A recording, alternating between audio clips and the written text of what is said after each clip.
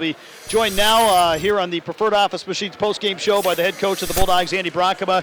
And, Coach, obviously an outstanding performance from Max Borklund. Tough to contend with a player like that here in the second half with the way he shot the ball. You got to take your hat off. I mean, he had 40 in the second half.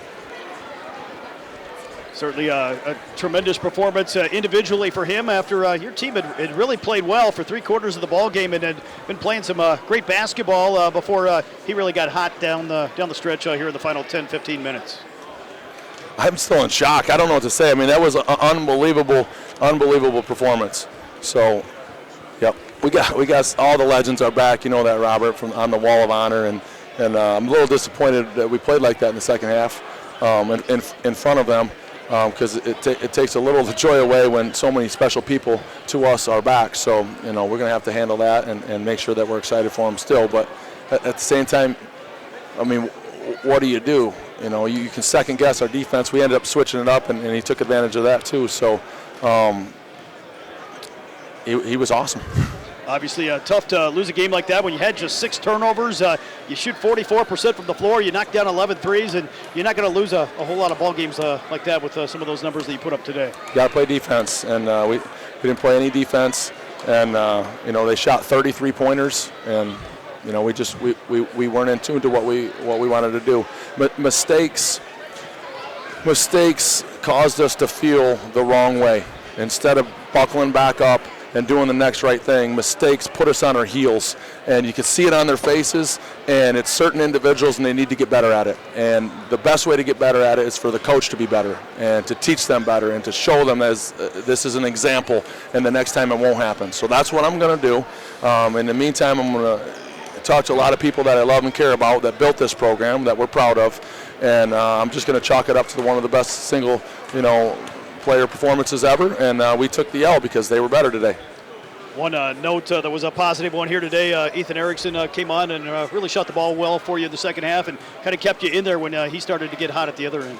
Yeah, he did, and we expect that out of him, and he needed that too, and Ethan's going to be a great player for us. Hopefully he's coming back because he's on the wall someday, and those are all individual goals, but when you're talking about the team, there's nothing I could do to put my foot down and stop that momentum. I desperately wanted to. I wanted to do anything, and I didn't coach well enough. Obviously, we should have went to something different a little bit earlier. He caught fire. Some of them were tough. But when you're not doing what you originally were supposed to do, you think to yourself, well, let's just actually try to do what we were planning on doing, and maybe it will work. But we're going to second guess that for a while, but not too long, because we got to get ready for the playoffs and make a run. We can beat any team in our league. We've proven that. So it's a tournament that we want to try to win. Obviously you close out the regular season here today. I want to take a moment to maybe highlight your 4 seniors that you had a chance to honor before the game, and I know they hope to have a lot of basketball still left in front of them here this season. I mean, they're special, no question about it. I mean, they've left their mark on the program, and there's more for them to leave.